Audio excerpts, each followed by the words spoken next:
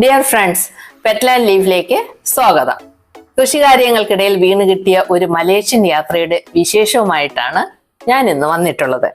കോലാലംപൂരിലെ ഏറ്റവും മനോഹരവും ആധുനികവുമായ ഒരു നിർമ്മിതിയെക്കുറിച്ചാണ് ഞാൻ ഇന്ന് ഈ വീഡിയോയിൽ പറയുന്നത്.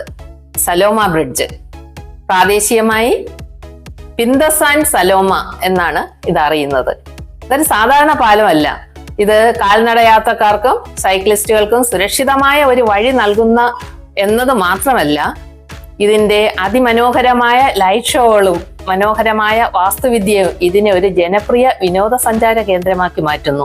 നഗരത്തിലെ വളരെ വ്യത്യസ്തമായ രണ്ട് പ്രദേശങ്ങളെ, അതായത് പരമ്പരാഗത ഗ്രാമമായ കാംബോങ് ബാരുവിനെയും തിരക്കേറിയതും ആധുനികവുമായ കോലാലംപൂർ സിറ്റി സെന്റർ KLCC ജില്ലയെയും യോജിപ്പിക്കുന്ന ഒരു അപൂർവ കലാസൃഷ്ടിയാണിത്.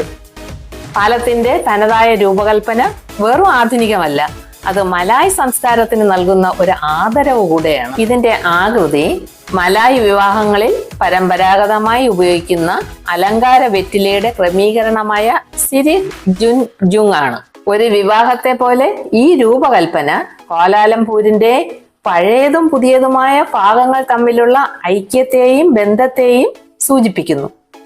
1983 മരണമടഞ്ഞ പ്രശസ്ത മലേഷ്യൻ ഗായികയായ സലോമയുടെ പേരിലാണ് ഈ പാലം അറിയപ്പെടുന്നത്. അവരുടെ സൗന്ദര്യത്തിനും അഴകിനും നൽകുന്ന ഒരു ആദരവാണ് ഈ നിർമ്മിതി.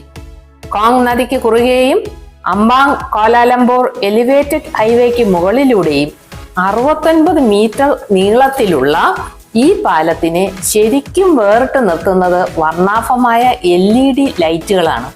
4100-ലധികം ഡയമണ്ട് ആകൃതിയിലുള്ള പാനലുകളും LED മൊഡ്യൂളുകളും ഈ പാലത്തിൽ ഘടിപ്പിച്ചിട്ടുണ്ട്. അവധി ദിവസങ്ങളിൽ മലേഷ്യൻ പതാക ഉൾപ്പെടെ വ്യത്യസ്ത നിറങ്ങളും രൂപങ്ങളും ഈ ലൈറ്റുകൾ പ്രോഗ്രാം ചെയ്ത് പ്രദർശിപ്പിക്കുവാൻ കഴിയും. വെരിറ്റാസ് ഡിസൈൻ ഗ്രൂപ്പ് നിർമ്മാണം നടത്തിയ ഈ പാലം 2020 ഫെബ്രുവരി 5 പൊതുജനങ്ങൾക്കായി തുറന്നുകൊടുത്തു. ഇനി ഇതിന് എത്ര രൂപ ഏകദേശം ചിലവായെന്ന് നമുക്ക് നോക്കാം. ഏകദേശം 31 ദശലക്ഷം മലേഷ്യൻ റിംഗറ്റ്, അതായത് നമ്മുടെ 64 കോടി ഇന്ത്യൻ രൂപ ഇതിന്റെ നിർമ്മാണത്തിനായി ചിലവായി. ഇവിടെ നിന്ന് പെട്രോണാസ് ട്വിൻ ടവറുകളുടെയും നഗരത്തിന്റെയും മനോഹരമായ കാഴ്ചകൾ കാണാം. സലോമ ബ്രിഡ്ജ് കോലാലംപൂരിന്റെ നഗരഭൂപടത്തിൽ അതിവേഗം ഒരു പ്രധാന ഭാഗമായി മാറി. ഇതിന്റെ വാസ്തുവിദ്യ കണ്ടു കഴിഞ്ഞാൽ മലേഷ്യൻ ഭരണാധികാരികളെ നമുക്ക് അഭിനന്ദിക്കാതിരിക്കാൻ കഴിയില്ല. 1996 പൊളിച്ചു മാറ്റിയ ഒരു കാൽനടപ്പാലത്തിന്റെ സ്ഥാനത്തെത്തിയ ഈ പാലത്തിന്റെ മനോഹരമായ വാസ്തുവിദ്യയോടൊപ്പം ലൈറ്റ് ഷോകളും ആസ്വദിക്കണമെങ്കിൽ രാത്രി കാലങ്ങൾ ഈ പാലം സന്ദർശിക്കാൻ തിരഞ്ഞെടുക്കണം. തിരുവനന്തപുരം ജില്ലയിലെ റിട്ടയർഡ് ഹയർ സെക്കൻഡറി പ്രിൻസിപ്പൽമാരുടെ കൂട്ടായ്മ പ്രിൻസിപ്പൽ എമിറേറ്റ്സ്, അതിന്റെ ഒരു ഭാഗമാണ് ഞാനും.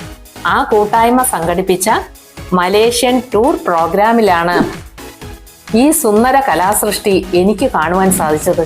വളരെ വിജയകരമായിട്ട് ഇത് നടത്തിയത് Chirayinkeezhu taluk tourism cooperative society Chitco ആണ്. ഈ സൊസൈറ്റിയിലെ 2 അംഗങ്ങൾ മിസ്റ്റർ രതീഷും മിസ്റ്റർ സജിനും ഞങ്ങളെ അനുഗമിക്കുകയും ഞങ്ങളുടെ യാത്ര സന്തോഷപ്രദവും സുഖകരമാകുവാൻ അവരുടെ ഇടപെടലുകൾ വളരെയധികം സഹായിച്ചു. ഇന്നത്തെ എൻ്റെ വീഡിയോ ഇത്രയേ ഉള്ളൂ. നിങ്ങൾക്ക് ഇഷ്ടപ്പെട്ടെങ്കിൽ ലൈക്ക് ചെയ്ത് ഷെയർ ചെയ്ത് സബ്സ്ക്രൈബ് ചെയ്യുക.